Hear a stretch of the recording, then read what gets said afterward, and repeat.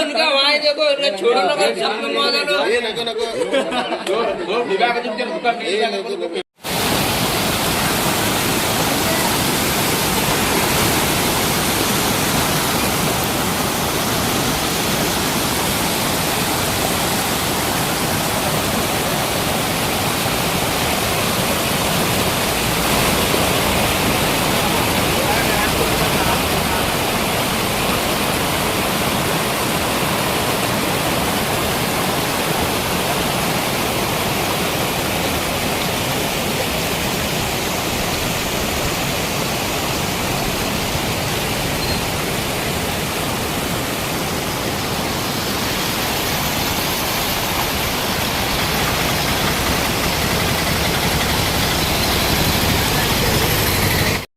ವಿಜಯಪುರ ಜಿಲ್ಲಾ ಸಾರವಾಡ ಗ್ರಾಮದಲ್ಲಿ ಡೋಣಿ ಪ್ರವಾಹ ಬಂದು ಸಾವಿರಾರು ಎಕರೆಗೆ ಬೆಳೆ ಪ್ರದೇಶ ಹಾಳಾಗ್ಯದ, ತೊಗರಿ ಹಾಳಾಗ್ಯದ.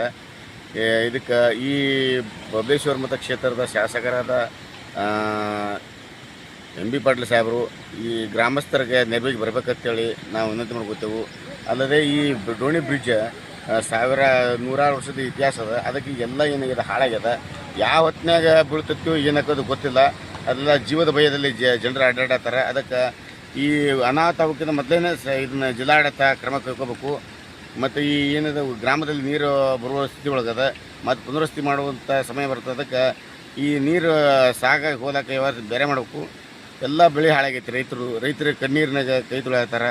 ಅದಕ್ಕೆ ಸರ್ಕಾರ ಕ್ರಮ ಕೈಗೊಳ್ಬೇಕಂತೇಳಿ ಒತ್ತಾಯ ಮಾಡಿ